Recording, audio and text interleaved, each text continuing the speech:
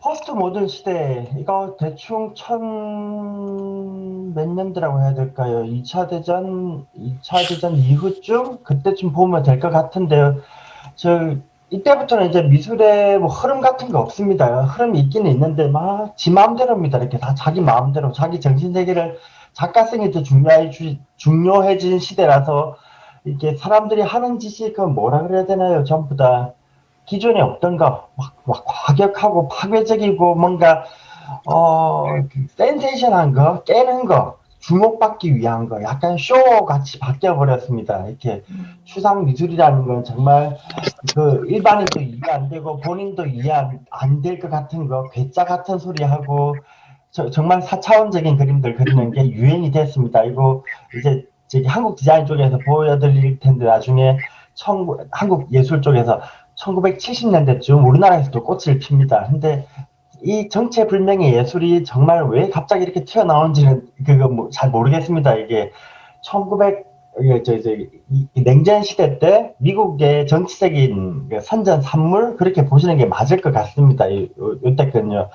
조각도 이제 알아볼 수 없고 이상하고 어렵고 관념적이고 추상적이고 개념적이고 특히나 개념 미술이라고 하는 건 정말 이해하기 어렵습니다. 이건 이제 막 작가가 여기다가 주적을 주렁주렁 갖다 붙여야지 이해가 되는 시대로 갔습니다. 앞에 그 예술들은 그나마 보면은 이해가 됐는데, 아, 적어도 뭐 뭘 만들었구나. 그 정도까지는 이해가 됐는데 이해할 수 없는 시대로 갔다. 아, 제가 그제 처음으로 시내 나가서 저기 뭐냐, 저 브리티시, 이제 대형 박물관, 그, 거기가 대형 박물관 맞나요? 거기 갔다 왔는데, 그 문을 열었더라고요. 열었는데 제가 수업 할 때 얘기했던 게 또 딱히 맞지도 않는다 그런 느낌 뭐라 그럽니까 이렇게 르네상스부터 현대까지 인상파까지 그림들을 쫙 늘어놨는데 아, 어제 가서 되게 많은 걸 느꼈습니다. 이렇게 인상파 시대에 뭐 처음으로 이렇게 뭐 사람의 눈을 똑바로 쳐다보고 풍속화를 그리기 시작하고 일반인들 그 하층민들의 삶을 그렸다 그렇게 말씀드렸었는데 뭐 400년, 500년 전에 이미 그런 그림들이 있더라고요. 배경을 확 뭉개놓은 그림들도 인상파 시대에 등장했다. 그랬는데 그렇지만도 않고요. 또 뭐라 그래야 되나 저기 그 르네상스 시대 그림을 보통 까맣게 발라놓고 어둠 속에서 그림들이 빛이 드러나듯이 서서히 밝은 색깔을 칠해서 올라왔다. 그렇게 말씀드렸는데 그것도 그렇지 않더라고요. 가보니까 미켈란젤로 그림 정말 화려하게 그렸던데요. 화려하고 원색들 바로바로 발라놓고 그래서 이거 그냥 어제 느낀 건 이 미술 역사 이건 그냥 화랑가의 그 과대 포장이다. 이게 자기들끼리 이렇게 만든 질서지 실제로 그랬던 건 아닌 것 같다는 느낌을 되게 많이 받았습니다. 얘기가 좀 샜는데 이 포스트 모더니즘 역사 구분도 애매하고요. 이거 역사 구분도 애매하고 역사가들이 자기 마음대로 이름 갖다 붙이니까 그리고 약간 이슈를 만들기 위해서 서양의 화가들이 서양의 화랑가겠죠. 뭐 프랑스 중심의 화랑가들 자기들이 작품 팔아먹으려고 이렇게 임의적으로 가치를 어디에다 더 두고 어디 거는 가치를 무시하고 막 그런 작업들이 좀 있는 것 같습니다. 해서 인상파는 필요 이상으로 낙서 같은 것들, 낙서, 미완성된 그림, 막 엉망진창의 그림들을 막 필요 이상으로 띄어 올리고 또 요즘은 뭡니까 이렇게 영국의 벽에 낙서하는 사람, 뱅커시 같은 사람들 길거리에다 낙서해 놓은 걸 가지고 또 막 위대한 화가인 것처럼 이렇게 부각시켜서 작품값을 만들어내고 자기 나라 미술 시장을 띄우기 위해서 화랑들이 약간 마케팅을 쓰는 것 같다. 뭐 그런 생각이 좀 듭니다. 예.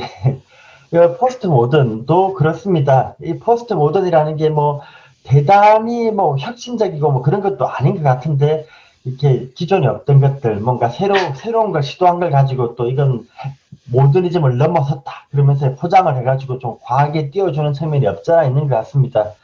이 포스트 모던 시대의 예술들은 그냥 대중사회 시대로 바뀌었다는 걸 알려줍니다.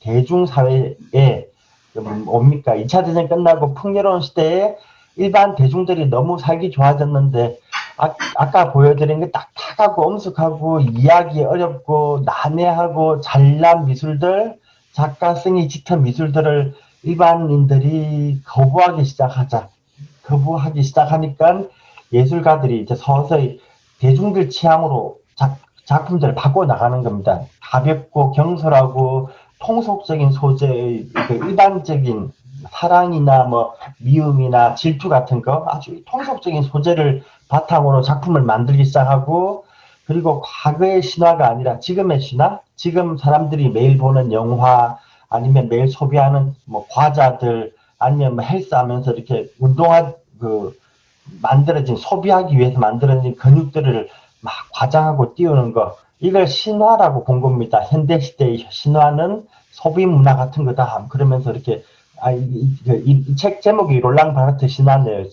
리차드 해밀턴은 이렇게 현대 사회에서 사람들이 좋아하는 거예요. 옛날에 좋아했던 비너스, 바카스, 뭐 예수 이런 게 아니라 현대 사회의 영화들, 재즈싱어 저 밖에 있는 게 최초의 무성 영화, 그리고 이 남자 농사도 안 지으면서 울퉁불퉁한 근육들, 추금기, 흔해 빠진 싸구려 사탕, 아기를 먹이지도 않으면서 커진 가슴들, 뭐 이런 것들요.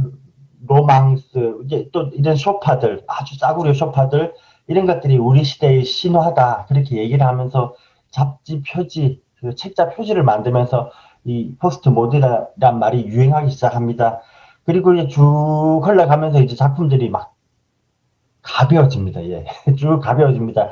그리고 현대까지 그냥 포스트 모던 시대인 것 같습니다. 그리고 포스트 모던에서 이렇게 디자인도 당연히 영향을 받아가지고, 아까 그 모던 시대의 디자인은 되게 진지하고 엄숙하고 바우하우스식으로 이렇게 기하학적이고 정밀하고 딱딱하고 그랬던 것들이 이제 막 가볍게 바뀌기 시작합니다. 가볍고, 그리고 이 사람들이 추구하는 건 뭐 국제적으로 보편적으로 이런 게 아니라 그냥 재밌지 않니 뭐 이런 겁니다. 이게 아주 가볍게 바뀝니다. 예, 이게 이제 현대 그 2차 대전 이후의 이야기고요. 조각도 마찬가지고 아주 가볍습니다. 가볍고 누구나 이해하기 쉽고 장난스럽습니다. 그리고 뭐 앤디 워홀은 이거 뭐 그냥 대량 생산의 시대에 나는 작품을 생산하겠다 그러면서 작품 공장을 만들고, 그 막 작가들이 고고한 척 돈에서 초월한 것처럼 사는 그런 것들을 비꼬면서 나는 작품으로 돈을 벌겠다고 대놓고 선언을 합니다. 작가들이 돈에서 초월한 거, 고고한 삶을 살았던 건 그런 적 없습니다. 한 번도. 그냥 인상파 화가들이 우연히 가난했을 뿐입니다. 인상파 시대, 그 낭만주의 시대 때 미술가들만 가난했던 게 아니라 고호같이 이렇게 평생 배불고 라면만 먹다가 그림 한 점 못 팔고 죽은 사람, 뭐 그 시대 사람들이 대부분 다 그렇죠. 작품 인정 못 받아가지고 그 100년 가까이 이렇게 누구한테 뭐랄까 좀 귀족들한테 종속돼가지고 그 집안에서 후원을 받으면서 그림을 그리지도 못하고, 일반인들은 인정 사주지도 않고, 그래서 그냥 가난하게 자기의 혼자 만족을 위해서 그림을 그리다가 죽었지 않습니까? 이렇게. 그때 당시에 뭐 베토벤 뭐 이런 사람들도 보면 되게 가난하다가 끝에 안 좋게 죽거든요. 같은 시대에 낭만파 막 한 사람들. 그 시대에 딱 그 100년 정도만 작가들이 가난하고 배고픈 게 뭐 고결하고 막 순수하고 뭐 그런 거 아닌데, 어쨌든 화가들이란 원래 가난하고 순수하고 정신적인 이상을 추구하는 뭐 그런 사람들로 이렇게 일반인들한테 인식이 돼버린 것 같습니다.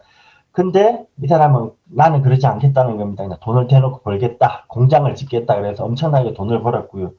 건축도 장난스러워지고, 과거처럼 엄숙한 게 아니라 뭐 걸어 다닌다, 뭐 옮겨 다닌다 이런 개념, 색깔도 휘황찬란하고 장식도 엄청나게 쓰여진 이런 건축들이 많이 나옵니다.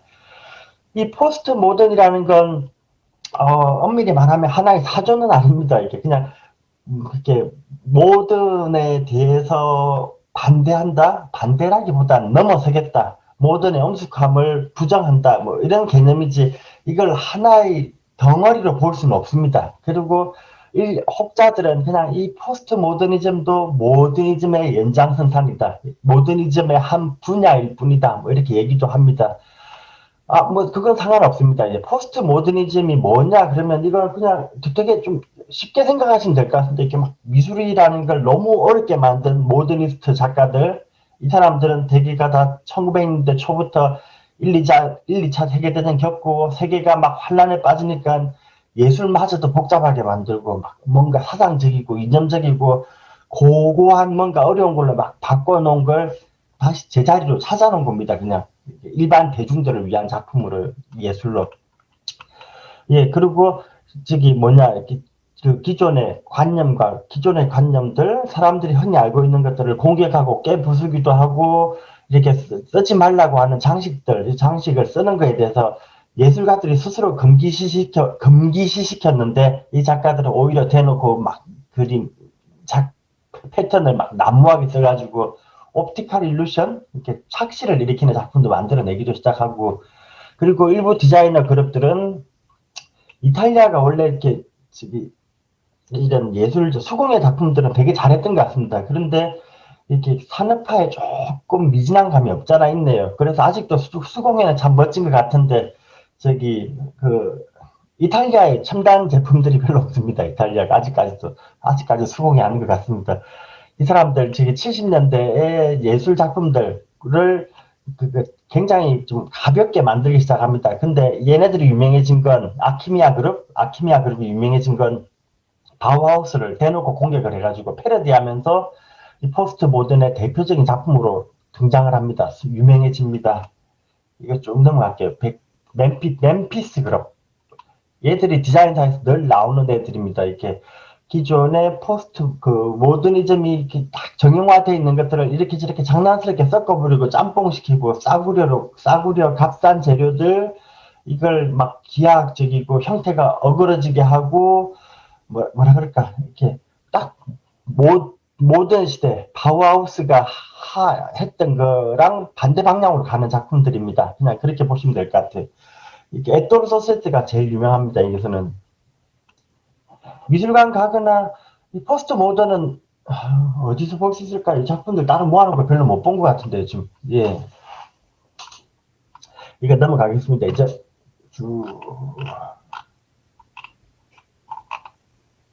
마이클 그레이브스 건축가 중에서는 이 사람이 대표적으로 유명하고요. 마이클 그레이브스가 양식을 이것저것 짬뽕시켰고 이제 저기 요걸 제가 글자 많다고 안 읽고 넘어갔죠. 그냥 그 뭐라 할까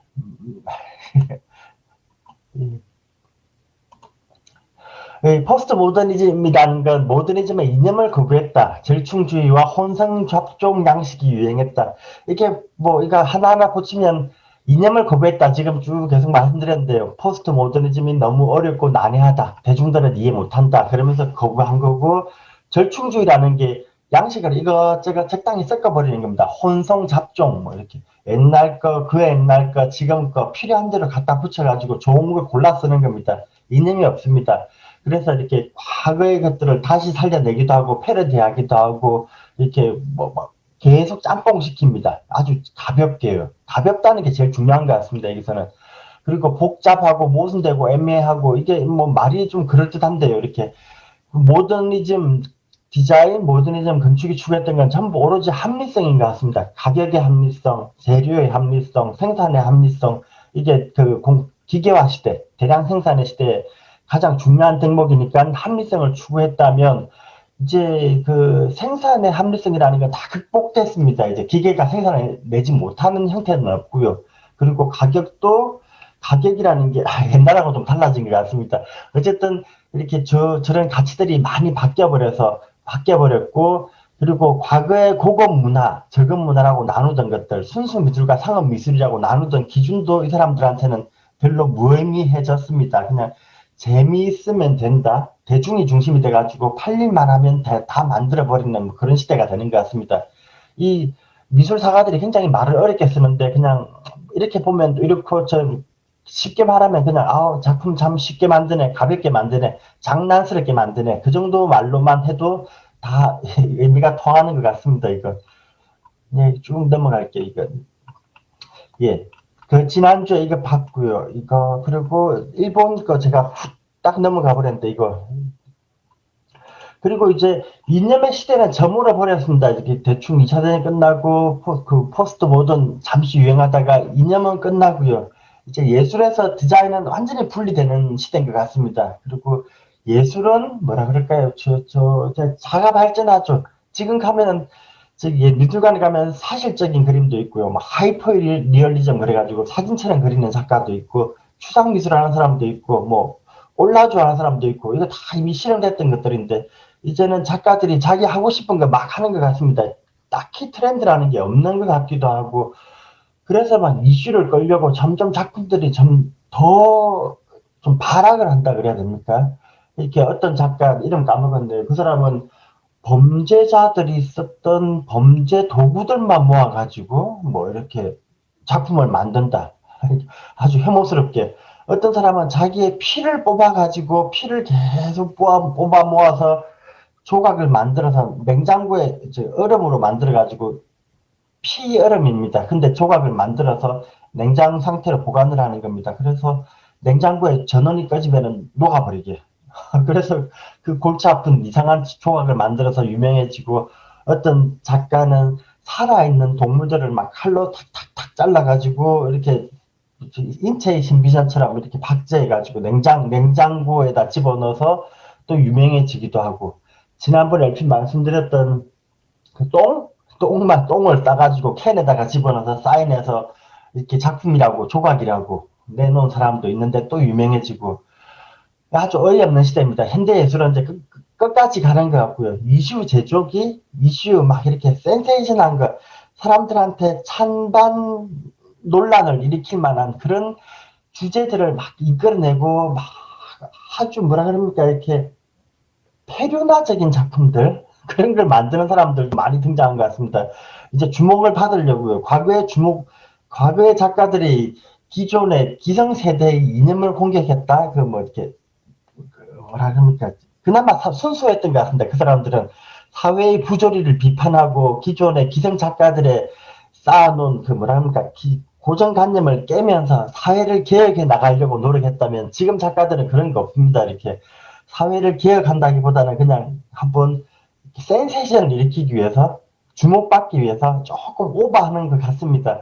그래서 현대예술들은 저는 봐도 모르겠더라고요. 봐도 모르겠고요. 막 이렇게 쭉 설명을 써놔야지. 아 그런가 보다. 아유, 뭐 저런 걸 작품이라고. 그런 설명 없으면 정말 길거리에 쓰레기만도 못한 그런 것들을 너무 많이 보고 있습니다. 그래서 이해하기도 싫고 봐도 감동도 안 오고 설명 들어야 되고 그래서 그냥 저는 아직도 저기 르네상스 시대 미술이 제일 좋은 것 같습니다. 예, 어쨌든 80년대 넘어오면 저기 그 디자인은 완전히 이제 예술로부터 완전히 분리됩니다. 그 이전에 예술가들이 일부 디자인도 했다, 뭐 그런 거 이제 없습니다. 예술은 예술가의 길을 가고 디자인은 디자인의 길을 갑니다. 디자인은 완전히 산업과 결합을 했다 그래야 됩니까? 산업과 결합을 해가지고 디자인이라는 걸 이용해서 요즘 저기 기업 쪽에서 기업의 혁신을 얘기할 때는 거의 대부분 디자인 혁신을 얘기합니다. 스티브 잡스가 처음 나와서 혁신이라고 내놓았던 게 대부분 다 디자인들입니다. 그리고 자기는 존경하는 게 소니 워크맨을 소니의 과거에 디자인했던 그 워크맨 작품들 이런 것들을 존경한다고 뭐 공공연하게 밝혔던 것 같습니다. 1980년대 이후로 디자인 비즈니스의 시대, 이제 디자인이 뭐랄까요? 옛날에는 디자인이 늘 비판받는 지점이 그겁니다. 이렇게 공예 디자인은 산업의 신여다. 산업의 따까리라는 겁니다. 기업들이 물건을 만들 때 거기에 장식을 해주고 데코레이션 해주는 거죠. 가치를 부여해서 물건의 값을 올려주는 역할을 했습니다. 디자인들이라는 게 물건의 값을 올려주고 항상 부수적인 거 기술이 개발되면 기술을 치장해주고 장식해주고 좀 더 값을 비싸게 받을 수 있게 그 장식해주는 부수적인 역할을 했다면 이제부터 1980년대 쯤 해가지고 일본의 그 소니 이 시대에 오면 시대가 바뀝니다. 이제 세상에 물건이라는 게 너무 넘쳐나고 물건은 넘쳐나고 사람들은 더 이상 소비할 여력이 없다 그럽니까? 이미 물건이 많이 있는 시대예요. 그래서 소비가 점점 어려워지는 시대에 이 그 소니 회장이 모리무식이었는데 까먹었습니다. 이 사람이 그 디자인을 통해서 수요라는 게 공급에 따라서 결정된다고 생각을 했는데 수요와 공급의 곡선인가요 그거? 근데 이 사람은 수요는 공급하는 뭐 그게 아니라 창출하는 것이다. 뭐 그렇게 얘기를 하면서 제 소비자들은 자기들이 원하는 게 뭔지 모른다. 이런 말을 왜 했냐면 그런 말을 했는데 왜 그런 말을 했냐면 기존에는 저기 수요자들이 요구하는 걸 만들어내는 게 디자인이라고 생각을 했습니다. 그래서 생활의 불편을 해소해주고 사람들이 그 뭔가 필요로 하는 그 생활의 행위를 도와주는 거, 그런 게 디자인이라고 생각했는데, 세상에 한 번도 있지 않았던 물건들을 만들어내면서 그 수요자들은, 소비자들은 그런 게 필요한 건지도 모르고 있다가 이런 물건이 나오고 나서 그 다음에서 오히려 맞다, 저게 내가 필요했던 거다 하는 이상한 소리를 합니다. 그 수요를 창출한다는 개념을 이 사람이 쓰는데, 어쨌든 그런 시대입니다. 디자인이라는 게 이제 그 기업의 논리에 따르는 게 아니라 문화를 스스로 개척해 나가고 필요하지 않았던 물건을 공급하면서 수요를 창출하는 시대로 바뀝니다. 요 1980년대 그 스테레오 카세트라는 건 크고 가정의 중심에 거실에 놓여 있는 전축 같은 사이즈의 그 오디오들만 있었던 것 같습니다. 그래서 모든 가정이 이렇게 뭐라 그럴까요? 1980년대 풍요로운 시대에 가정이 분화되면서 가족들이 점점점 자기만의 사생활 프라이버시 같은 게 필요해진 시점이었는데, 아직도 가부장제, 누군가 아버지가 음악을 틀면 강제로 모든 가족들이 다 들어야 되는 그런 가정 환경에 있었고, 아니면 큰 스테레오 카세트를 들고 막 흑인들이 이렇게 길거리에서 시끄럽게 막 스케이트보드를 타고 돌아다니고 뭐 그런 시대였는데, 이 워크맨이 나오니까 이 서구의 언론들이 뭐라고 하냐면 예의를 지키는 기계다, 그렇게 얘기를 합니다. 예의를 지킨다는 게, 이 카세트가 크기를 줄이려고 스피커를 떼버립니다. 스피커를 떼버리고 뭐 모든 기능 다 떼고 오직 소리만 나오게 만들었습니다. 그래서 자기가 헤드폰을 끼고 혼자서 소리를 들으면서 다른 사람한테 시끄럽게 방해를 안 하기 때문에 예의를 지킨다, 그렇게 얘기를 한 것 같습니다. 그리고 이게 아빠가 듣는 큰 카세트는 그냥 방에다 두고요. 애기들은 다 자기 방에 혼자 들어가서 혼자 귀에 꽂고, 이 개인 사생활, 프라이버시라는 게 생겨나는 그런 기계라고 굉장히 세계적으로 격찬을 받습니다. 이게 1979년에 나온 기계입니다. 예, 그런 것도 있고, 이 소니는 이런 실험들을 굉장히 다양하게 진행합니다.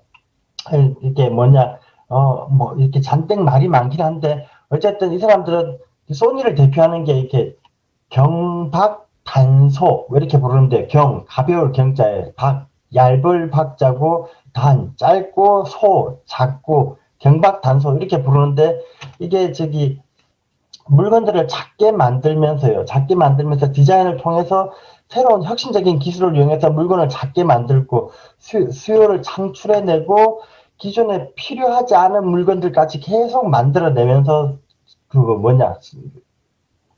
지갑을 열게 만들었습니다. 1980년대가 일본이 전 세계 생산량 1위, 미국하고 그 GDP를 거의 같은 수준까지 올렸던, 제가 알기로는 그렇습니다. 그래서 미국의 땅을 다 팔면, 일본을 팔면 미국을 사고 남는다 그럴 정도로 부자가 됐던 시대예요. 일본의 거품 시대. 이때 한참 전성기를 이끌었던 게 소니였는데, 이 소니의 중심은 디자인에 있었습니다. 그래서 소니는 또 처음에 미니 카세트 히트 치고 나서 그 다음에 스포츠 시리즈를 만들기 시작합니다. 음악이라는 건 달리기 할 때는 당연히 안 듣는 겁니다. 근데 이게 허리에 차고 달리기 할 때도 들으세요. 하니까 사람들이, 달리기 하면서 음악 듣고 싶다, 좋다, 그러면서 또 삽니다. 그리고 이건 뭐 방수 시리즈, 물속에 수영하면서 음악 들을 일이 없는데 제품을 방수로 만들어서 또 히트를 치고요. 이렇게 굉장히 여러 가지 실험들을 많이 합니다. 그리고 그때마다 성공을 하는 것 같습니다. 그리고 시장을 또 확대시키는 게, 뭐랄까요, 작은 텔레비전, 작은 또 뭐 전축, 이런 거, 기존에 없던 것들, 휴대용이라는 거 계속 만들어서 히트를 치고, 예, 이건 휴대용 텔레비전이네요. 이게 얼마나 히트 쳤는지 모르겠습니다만, 왓치맨 나와 있었습니다. 그리고 애기들한테 물건을 파는 거, 이게 마이 퍼스트 소니, 이게 굉장히 중요한 제품으로 인식하고 있습니다. 애기들의 물건이라는 건 그냥 아빠가 골라주는 거고 가족들 같이 쓰는 건데, 애기들만을 위한 이런 제품들을 내놓으면서 또 많이 팔게 됩니다. 그래서 디자인이라는 게, 옛날에는 산업을 보조해서 기술이 개발되면 기술을 포장해서 물건이 잘 팔리게 해주는 역할을 했다면, 자동차 엔지니어가 엔진을 개발하고 차를 만들면 껍데기를 예쁘게 만들어내서 차를 잘 팔리게, 날개 달아주고 불꽃 만들어주고 그래서 잘 팔리겠다면, 이 시대부터는 이제 디자인이 기업의 중심으로 들어가 버립니다. 이제 디자이너들이 먼저 아이디어를 내놓는 겁니다. 애기들 한번 만들어 보면 어떨까요? 그러면 디자이너들이 먼저 스케치를 해놓으면 엔지니어들이 뒤에 붙어가지고 이 디자인이 실제 양산되는 제품이 되도록 열심히 기술을 개발해서 뒷받침해 주는 겁니다. 뭐 애니콜 같이 핸드폰에 옛날에 안테나가 있었는데 어떤 디자이너가 이 안테나 걸리적거리는데 이거 없애면 어때요? 그러고 먼저 제시를 하면 디자이너들이 거기를 막 맞추는 겁니다. 그리고 저기 스티브 잡스가 그 유명한데 그 아이폰 그때 그 맥북 시리즈 이렇게 얇은 거 만들어 보세요. 그리고 아이폰 만들면서 이거 손가락으로 이렇게 해야 됩니다. 그러니까 엔지니어들이 그거 기술적으로 안 돼요라고 얘기를 하면 스티브 잡스가 그 기술자들을 그때그때 잘라버렸다고 그걸로 되게 유명합니다. 엔지니어 넘쳐나니까 디자이너가 먼저 이렇게 조나단 아이브죠. 애플사의 유명한 디자이너 조나단 아이브가 이렇게 말도 안 되는 두께의 제품을 만들어 놓고 스크린에다가 마치 무슨 도깨비 방망이처럼 이거 손가락으로 이렇게 움직이면 화면이 움직이고요. 손가락으로 톡톡 치면 커지고요. 꿈 같은 얘기들을 막 먼저 내놓으면은 엔지니어가 무슨 수를 쓰든지 그걸 기술을 다 구현해 버리는 겁니다. 그리고 이 디자이너들이 하는 일이라는 건 이제 뭐라 그럴까요? 기존에 없던 문화들을 이렇게 손가락으로 움직이는 문화. 지금 손에 쏙 들어오는 스마트폰 뭐 이런 걸 말도 안 되는 황당무계한 제안을 먼저 던지고 딱 소니 같은 겁니다. 그러면 엔지니어들이 그게 맞춰내고 해서 기업이 이제 디자인 중심으로 흘러가 버리는 것 같습니다. 뭐 그게 세상을 바꿨죠 지금은. 예. 뭐 스티브 잡스가 처음으로 폰트라는 것도 집어넣고 옛날에 글씨체를 화면에다가 예쁘게 만들 필요가 있다는 생각을 못했는데 스티브 잡스가 어디더라 스탠퍼드인가 거기 대학에서 그 디자인과 수업을 듣고 글씨체가 예뻐야 되겠구나. 그러면 기술자들이 또 글씨체를 예쁘게 만들어내고 스타일러스 펜이 귀찮다 그러면 또 펜 없애야 되고 막 그런 시대인 것 같습니다. 해서 이 작품들이요, 이제 디자인들이 점점 뭐라 그럴까요? 세상의 기업 경영의 중심에 들어와서 세상 문화를 창조해내는 시대로 왔다. 뭐 이게 현대인 것 같습니다. 이 사진 제가 안 보여드리고 넘어갔는데 이게 1990년인가 그럴 겁니다. 되게 오래됐습니다. 소니 아이보. 예, 이게 이제 디자인이라는 게 과거에는 이거 지금까지도 유명한데 소니에서 아이보라는 로봇 개를 만들었는데 이건 성장형 로봇입니다. 처음에 박스에서 개를 끄집어내면 이 장난감입니다. 장난감인데 박스를 열고 장난감을 꺼내면 이제 머릿속이 텅텅 비어가지고요. 아무것도 할 줄 모릅니다. 그냥 갓 태어난 개입니다. 갓 태어난 개. 그리고 하는 일이라는 게 뭐 짚고 왔다 갔다 돌아다니고 꼬리 흔들고 배터리 떨어지면 가서 충전하는 겁니다.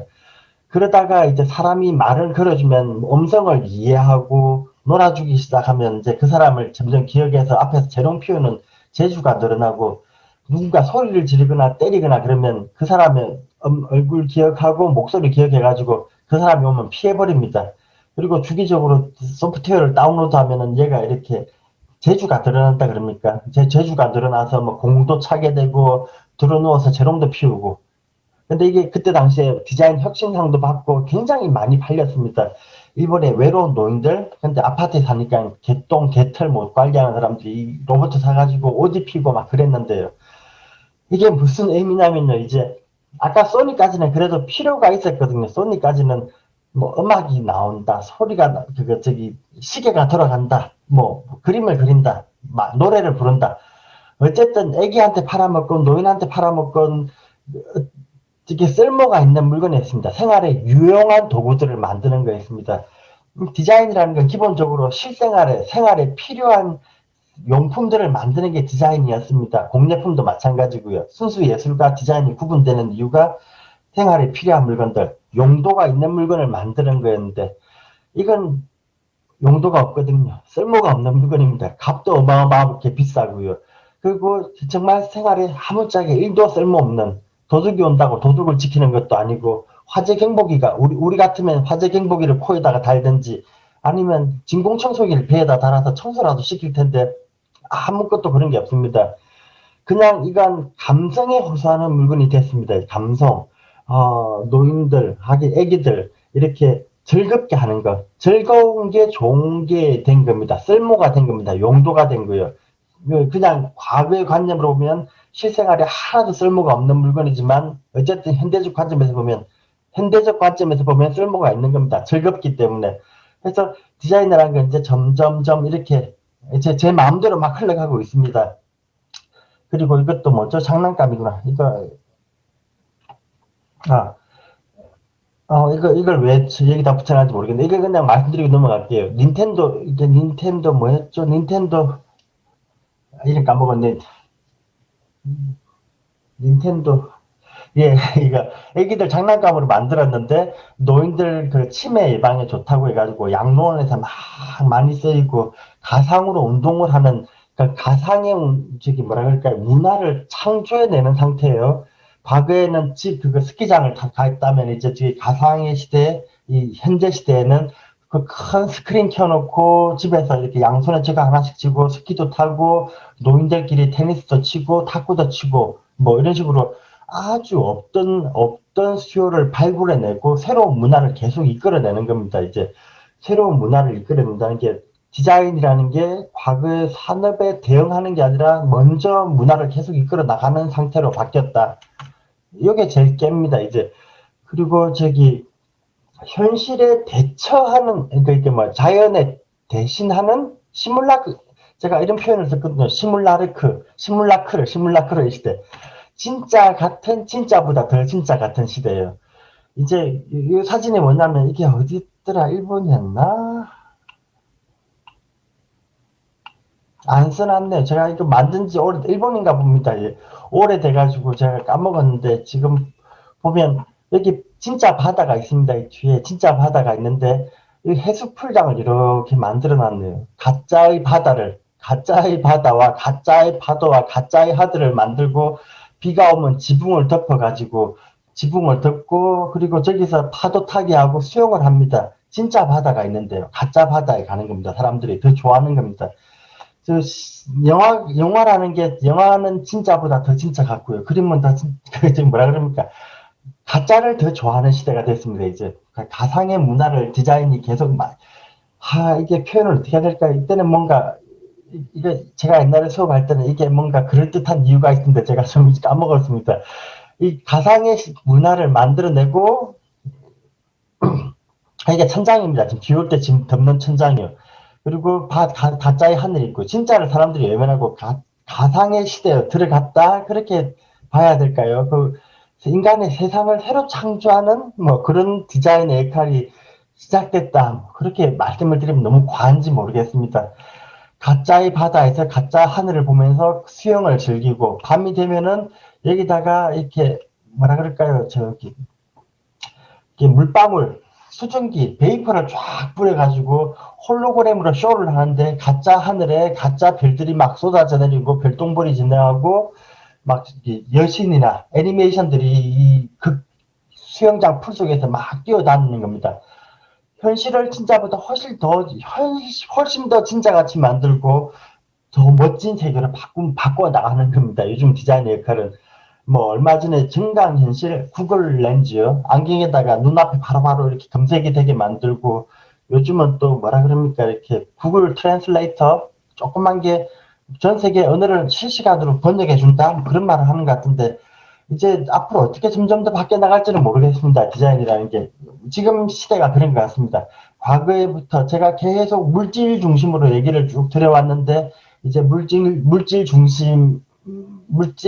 세상을 개혁하고 바꿔나가고 합리적인 형태를 생산하던 디자인은 역할이 끝나고요. 옛날에 끝나고 그 다음에 감성에 호소하다가 지금 와서는 디자인이라는 게 현실을 훨씬 더 앞서 나가는 저기 문화를 개척하는 그런 역할을 하고 있다. 뭐 그렇게 보시면 될 것 같습니다. 예, 이건 예,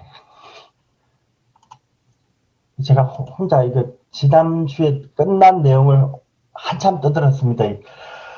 이거 뭐 혹시 하실 말씀 있으시면 조금 하고 아니면 다음 걸로 어떻게 뭐 질문할 거 있으십니까? 아니면 그냥 넘어갈까요?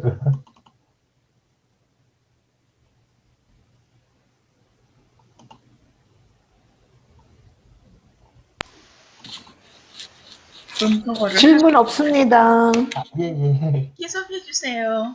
예. 아유,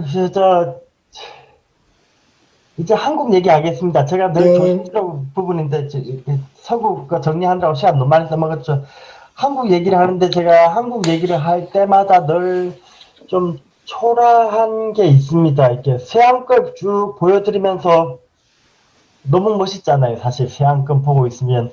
제가 500년 전부터 쭉, 르네상스 시대 때부터 쭉 작품들을 보여드리면서 500년 전 것도 멋있고요. 400년 전 것도 멋있고, 300년 전 것도 멋있고, 100년 전에 것도 대단하고, 50년 전에 것도 대단합니다. 그러면서, 우와, 정말 대단하구나. 그 얘기를 하고, 그 생각을 하고 있다가, 한국을 딱 여는 순간, 이거 뭐지?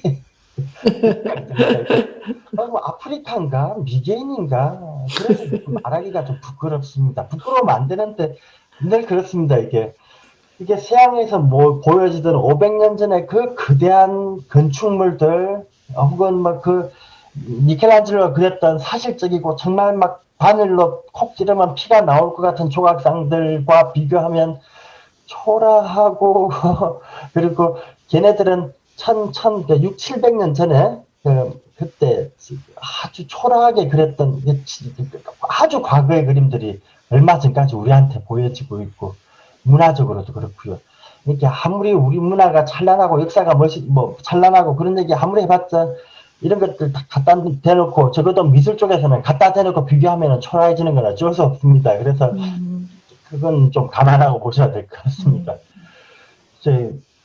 제가 서양 디자인에서 근대 이야기를 처음 시작한 게 이제 프랑스 혁명과 산업혁명 거기서부터 시작을 했는데 한국의 근대는 언제부터 시작을 해야 되는지를 아직까지 한국 이제 역사 쪽에서 정리를 못한 것 같습니다. 그래서 한국의 근대화를 처음에 얘기할 때 어디서부터 시작해야 될지 도저히 저도 잘 모르겠습니다. 1898년 이때 광무개혁인가 대한제국을 시작하고 1년에 개혁을 시작하면서 제도를 바꾸고 이 사람이 스스로 황제라고 칭하고 그 이전까지는 중국의 속국이니까 스스로 황제라고 얘기를 한 번도 말한 적 없는데 대한제국이라고 이름을 바꾸고 황제로 칭하고 고종황제 그리고 1년에 제도들을 확 바꾸고 스스로 나서서 머리를 자르고 막 그런 변화가 갑자기 일어납니다. 근데 이게 밑에서 일어난 변화가 아니라 프랑스 혁명, 산업혁명들이 보통 왕들이 먼저 한 게 아니라 밑에서 기술이 발전하면서 아니면 일반인들이 분노해가지고 뒤집어 퍼버린 게 걔네 두 혁명인데 이건 지금 이제 조금 모양이 다릅니다. 러시아에서 뭐 받아오고 일본에서 뭘 보고 와가지고 독립협회 만들고 고종 황제가 이렇게 1년의 변화를 시작을 하긴 합니다. 그래서 이걸 한국의 근대를 1898년인가 정확히 모르겠습니다. 그때로 예, 본다는 사람들이 있고 예? 맞아요. 1898년 대한제국이 시작했어요. 그때. 그때를 보는 사람이 있고 또 어떤 사람들 요즘에 일본 쪽 대변하는 사람들 식민지 근대화 주장하는 뉴라이트 이쪽 사람들은 일제시대를 그냥 근대화의 시작으로 보더라고요. 일제시대 일본이 들어와가지고 뭐 양반 제도도 없애주고 변발 머리 자르고 소학교제 보통 학교를 시작했습니다. 일단 양반제를 시작했다는 건 신분제가 극복이 되면서 뭐라 그럽니까 평등 사회가 된 거니까 형식적으로는 중요한 거고 소학교를 만들어 가지고 의무 교육을 시작시켰다는 점에서는 또 굉장히 중요하고 그리고 자본주의 체제를 굉장히 급속하게 심어 넣었다. 식민 지배하려면 어쩔 수 없었을 것 같은데 어쨌든 자본시장을 열고 은행을 만들고 그리고 근대의 상징인 기차를 깔기 시작한 것도 일본이니까 그래서 일본을 근대화의 시작으로 일제시대를 근대화의 시작으로 봐서 한국의 근대화는 일본을 시켰다. 뭐 이런 주장을 하는 사람들이 있고 그리고 저는 디자인 쪽에서만 보니까 그거 아니라 해방 이후에 미군들이 들어와서 미군정청을 만들었을 때가 한국의 근대가 아닌가 뭐 그렇게 보고 있습니다. 근데 그러면 너무 늦거든요. 그리고 해방 이전까지 한국을 부정하는 게 돼서 이게 또 말하기 좀 조심스럽고 어쨌든 어딘지 시작점을 잘 모릅니다. 대충 1900년 전후라고 얘기하니까 그때부터 시작을 하겠습니다. 이게 시작점이 불분명하니까 정리가 잘 안 되는 것 같긴 합니다. 지금 그런 내용들입니다. 이제 1년에 제도가 바뀌고 스스로 이제 러시아식 뭘 받아들이면서 머리를 먼저 밀어버렸죠. 이게 중요한 의미인 게 그 신체 발부는 수지 부모라. 불감훼손이 효지시하라. 그러니까 몸에 자란 것은 모두 다 부모님한테 물려받았기 때문에 거기다 칼대는 건 있을 수가 없는 일인데 이게 조선시대의 사상인데 왕이 나서서 먼저 머리를 잘라버렸네요. 옷도 바꾸고요. 그리고 이렇게 서구식 개념, 위생이라는 관념이 들어온 것 같으네요. 여기 목욕입니다. 목욕탕. 일본에서 목욕탕이 들어오고 이건 또 이거 어디냐? 경복궁에 전기가 들어온 겁니다. 이때 경복궁에 처음으로 전기를 끌어들여가지고 전등을 켰습니다. 전등을 켜서 이렇게 1800 이렇게 고종한 게 있을 때 겁니다. 그래가지고 전등기를 켜고 발전기를 밑에 뒀는데 그 발전기를 밑에 경위를 밑에 연못에 연결해놨더니 고기들이 자꾸 죽더라. 그래가지고 막 이상하다 뭐 그런 얘기를 했던 것 같고요. 그리고 서양에서 들어온 새로운 건축 양식, 조선의 건축이 석조 건물이 등장한 게 이때 선교사들이 들어오면서 건물들이 한두 가지씩 지어진 것 같습니다. 그리고 외국에 유학 갔다 온 사람들, 갔다 와서 이렇게 서양식 복식을 가져오고, 어쨌든 변화가 시작되는 게 이 시기인 것 같습니다. 근데 이게 이제 참 말하기는 애매합니다만, 뭔가 바뀝니다. 이제 1914년에 양식을 바꾸는 게 예술가들이 의식적으로 바꾼 거라기보다는 시대가 바뀌니까 어쩔 수 없이 바뀐 건가 잘 모르겠습니다. 함부로 말했다가 제가 욕을 많이 먹기도 하고 이 부분은 어쨌든 쭉 보겠습니다. 그 이화에 대해서 서양인이 미스 왈트라는 사람이 조선인의 치마는 너무 치렁치렁해서 활동하기 불편하고 옷 끄댕이가 이렇게 다 끌리지 않습니까? 논밭에서 일하기도 힘들고 그러면서 치마 하단을 이렇게 다다다닥 다 쳐버립니다. 이렇게 어깨 치마라고 부르면서 체육을 하면서 치마 아랫부분을 줄여버렸습니다. 이거 대단한 변화거든요. 이렇게 근대화되는 이게 생활 양식, 실용, 합리성의 바탕을 둔 이 서양인의 눈에서 합리성의 바탕을 둔 변화가 일어나고 있습니다. 그리고 이렇게 몸빼 일제가 그 여성들의 노동력을 동원할 때 이 조선식 치마가 너무 치렁치렁 불편하니까 공장에서 일하기가 불편해서 이때 당시에 몸빼를 강제로 국민복처럼 보급을 한 것 같습니다. 요즘 한국에 아직까지 나이 드신 할머니들은 몸빼 바지 편하다고 입고 있는데 일제가 만들어서 보급한 겁니다. 공장에서 일 시키려고 이렇게 고무줄 넣어가지고 헐렁헐렁한 바지를 뭐 그런 것도 있고 뭔가 생활의 변화는 일어나고 있습니다.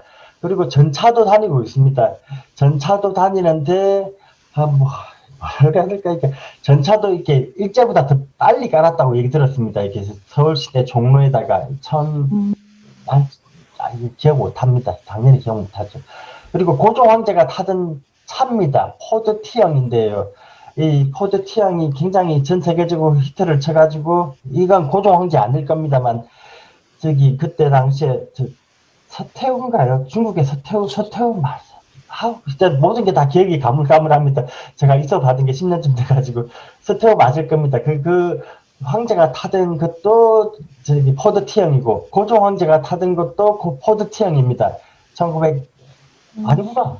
포드 T형 그렇게 배웠습니다. 어쨌든 그래서 해서 굉장히 실시간으로 따라가고는 있습니다. 자동차도 등장하고 전차도 다니고 전기불도 들어왔습니다. 옷도 바뀌기 시작하고 이걸 근대화라고 봐야 되나 저는 그게 아직도 조금 긴가민가 싶습니다. 이게 조금 이건 남이 만들어 놓고 가지고 온 걸 근대화라고 보긴 해야 되겠죠. 어쨌든 변화가 되고 있습니다. 그리고 나서 이제 1910년에 한일 병합 합방 일본이 한국에 완전히 점령하고 나서요. 이때부터 본격적인 변화가 일어납니다. 이게 일본의 동경역을 지었던 동경역 건축가가 서울역도 같이 짓습니다. 그래서 이게 서울역 그 역사를 동경역의 미니어처, 미니미 그렇게 부릅니다. 그냥 약간 작게 만들어진 동경역이다. 그래서 이때 당시 일제는 유럽이랑 실시간으로 교류를 하고 있었고요. 지난번에 보여드렸던 바우하우스에 일본인이 유학도 와 있었습니다. 그때 일본 건축가가 유학을 와 있었고 프랑스나 영국은 특히 뭐 일본이 많이 좋아했으니까 거의 모든 문화를 다 받아들였죠.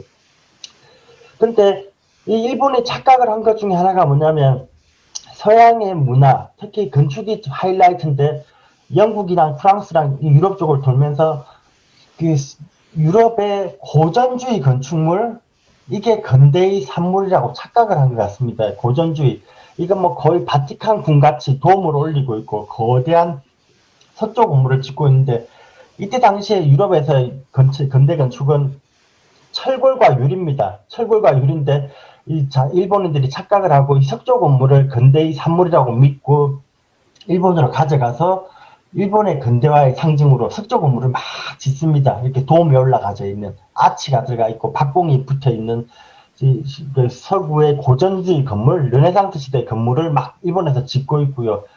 나중에 2차 대전쯤 가면은 일본의 군국주의가 막 발전하면서 개혁이란 단어 무지무지하게 싫어합니다. 나치처럼. 그래가지고 일본의 공식 양식은 이 신고전주의다라고 못을 박으면서 자기들 역사와 전통도 아닌 유럽의 르네상스식 건축물을 일본 내부에도 짓고 한국에도 짓습니다. 이게 서울역이고 한국은행 본관이기도 하고 그리고 조선 총독부 건물 제일 유명한 그 건물 그게 일제시대 때 들어온 건축 양식입니다.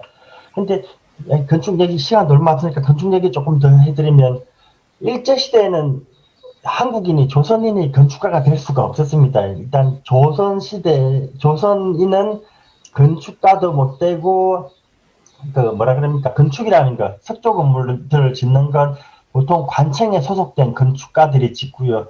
그 큰 공공시설들은 대부분 관청이 만드니까요. 근데 거기서는 건축기사는 오로지 일본인만 될 수가 있다.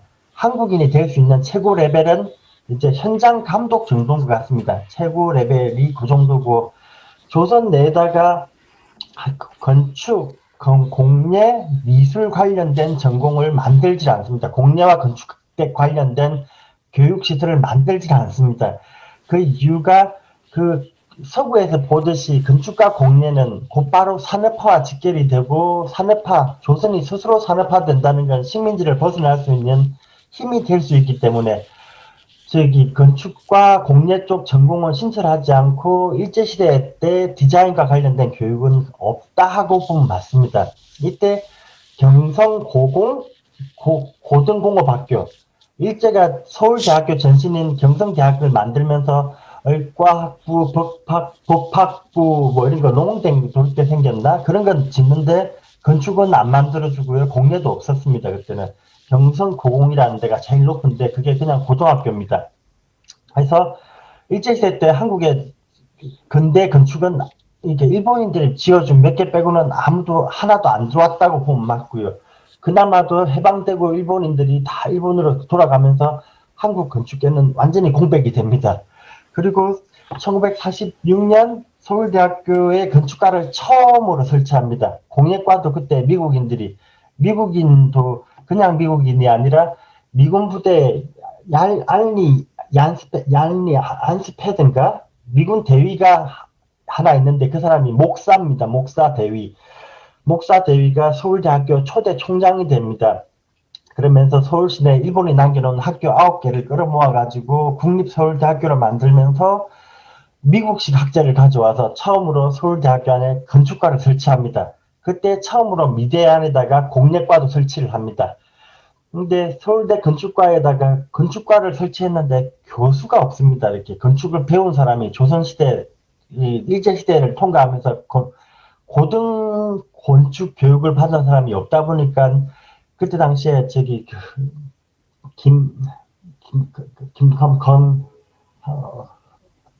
이름을 까먹었네요. 그분이 교수가 되는데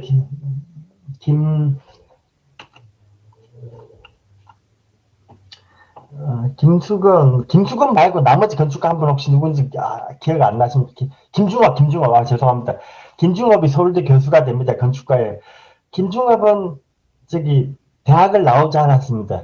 요코하마 공업고등학교에서 건축가를 졸업했습니다. 이렇게 서울대학교 교수를 앉히는데 고등학교를 나온 사람을 교수로 앉혔다는 게 어느 정도로 조선 내에 건축가가 없었는지를 딱 보여주는 사례입니다. 그리고 그분이 나중에 건축가 교수가 되고 나서는 나라에서 돈 줘가지고 유럽에 시차를 보냅니다. 프랑스 쪽에. 그때 이 서울대 교수라는 신분에도 불구하고 프랑스에서 불법 체류를 해버립니다. 너무 재밌는 얘기입니다. 그러면서 불법 체류를 해가지고 르꼬르비제를 찾아갑니다. 그 정도로 어쨌든 조선시대, 일제시대 때 일본인에 의해서 근대 건축은 조선에 하나도 안전해졌다. 해서 해방되고 나서 조선에 지어졌던 저 근대 건축물들, 서울 역사 아니면 조선 총독부 같은 그런 거대한 건축물이 더 이상 만들어질 일도 없고 만들어지지도 않고 만드는 방법도 모릅니다. 그래서 저는 일제시대 때 근대화됐다, 근대 건축이 들어왔다, 이거에 대해서는 전혀 부정을 하는 쪽입니다. 아닌 사람들도 꽤 있고요.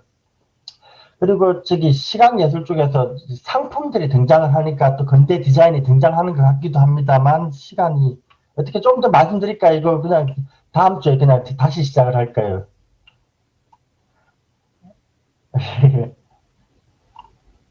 잘 모르겠네요. 편하신 대로요. 피곤하지 않으면 조금 더 얘기해 주시고요. 예. 피곤하시면 다음 주에 하시고요. 예. 선생님, 이땐 다 한자를 썼나요? 일제시대 때니까, 예. 조선 말고 다 일본인들이 인쇄를 하니까.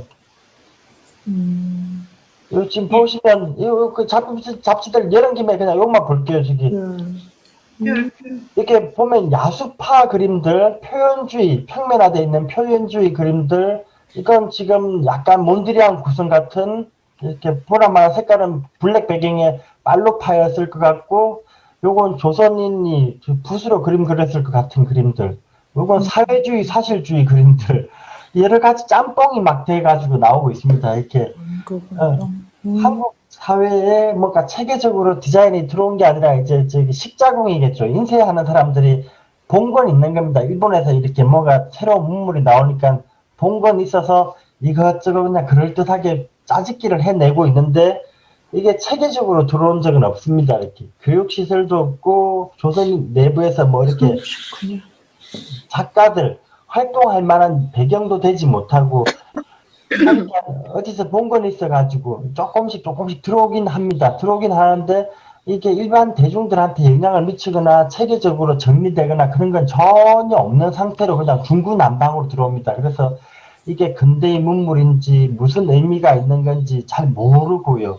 그래서 저는 이걸 또 근대 디자인이 한국에 들어왔다라고 근거로 누가 막 내세우긴 합니다. 일제시대 때 잡지들 뭐 이런 게 나왔다. 일본을 통해서 한국이 근대화되었다. 뭐 그런 얘기를 할 때 그거 아니지 않냐 그런 생각을 참 많이 해봅니다. 왜 그렇게 만드는지 이해를 하나도 못하고 그냥 형식만 따라가긴 하는데 모르겠습니다. 이거. 예. 어쨌든 이런 것들 지금 가장 대표적인 것들요. 이게 사회주의, 사실주의 표현들 아니면 추상 미술. 이거 좀 이따가 뭐 자유주의를 대표하는 개혁 미술, 뭐 바우하우스기도 하고 추상 미술 이게 근대 디자인의 가장 중요한 부분들 이게 이미 눈에 보이고 있으니까 일제시대 때 근대 디자인이 들어왔다 안 왔다 이거 말하기는 참 애매한 것 같습니다. 차차 선생님 여기 타이틀을 영어로 썼네요. 그 밑에. 모든 아트 해가지고. 네, 그 누가 읽을 수 있었나? 일반인이? 근데 이때 영어 쓰는 거 되게 유행이었던 것 같은데. 그래요? 모던 시리즈 나오는 거예요. 모던 홀, 모던 보이 이거 한참 유행할 때 1930년대에 일본이 문화 통치로 전환하면서 이렇게 한국에다가 문화시설을 굉장히 많이 지어주고 댄스홀도 만들어주고 뭐 이때 영어 쓰는 게 되게 유행이었던 걸로 알고 있습니다. 태양식 복장 갖추고 막 멋부리는 거예요. 영화에 나오는 배경들 뭐 선교사들도 많이 들어왔었나? 그렇지. 그때가 선교사님이 다 들어왔을 때지. 얼마 전에 그 TV 드라마가 그 시대 아니었나? 무슨 선샤인인가? 뭐. 그런 느낌이 1920년, 30년이니까 저기 그 기독교가 들어온 지가 정식으로 들어온 게 영국에서 들어온 게 120년 넘잖아, 이제는. 이제는 120년 넘잖아요. 그러니까 그때 영어가 쓰였죠. 그리고 뭐 이 학교들 세우고 그런 분들도 좀 선교사고 그랬으니까 그냥 영어 썼겠죠. 저기 그런대로 멋이 있는데요, 이 표지가 선생님. 네, 잘했다고 생각하고 있어요, 저도. 네, 그런대로 그 뭐 약간 약간 투박하고 꾸미지 않은 듯하면서 꾸민 듯. 예, 나는 좋아 보이는데. 그리고 그 밑에 그 현대 예술이라고 거죠, 그 지금. 그때도 현대. 네. 우리는 오래. 왠지 내가 늙어서 그런가 보다 선생님보다 눈이. 나도 멋있어요. 그런대로 같이 그렇죠. 말씀하는 거하고 같습니다. 전부 그 채가 멋이고 바른 쪽 것도 멋있어요. 그림도 그런대로 어설프지만 멋있는 것 같아요. 저도 멋있는 것 같아요. 안 됐었어요. 그러니까 러시아 군인들 같기는 하지만. 그 대한제국 얘기는 정치적인 구별이지 이게 문화적인 건 아닌 것 같아요. 1898년에서 1910년, 12년 동안 대한제국이 있다가 일본한테 그렇게 된 거예요. 합병된 거예요. 그러니까 문화적인 거에는 큰 영향은 없었을 것 같은데. 그 지금 이게 다 보관이 된 건가요, 선생님? 예, 그런 것 같습니다. 예, 잡지들은 예. 문학 예술 그거는 굉장히 모던한데요. 갑자기 그렇죠. 여자계는 뭔가 갑자기 눈이 가네 글로. 여자의 세상이 어떤 거였어요? 아, 삼천리. 신동아, 신조선. 재미나네요. 재밌다. 그 신동아가 일이 있지 않아요? 지금도? 아닌가? 지금 그냥 동화겠죠? 동화일보 이런. 월간 책이 있었어요. 근데 이건 창간호네요. 아, 세상에 1930년대였네. 우리가 너무 재밌어 하는 것 같아. 옛날 거를 선생님은 막 모던하신데. 그냥 여기서 보여드리고 싶었던 건 이때 당시에 모던 디자인 스타일이 안 들어온 건 아니다. 아, 그래 들어왔네요. 들어오긴 들어왔는데 중구난방이고 체계는 없었다. 예, 그리고 체계적으로 가르치는 교육자도 없었고 어쨌든 문물은 흘러 들어왔다. 이 정도만 예. 보시면 될 것 같습니다. 예.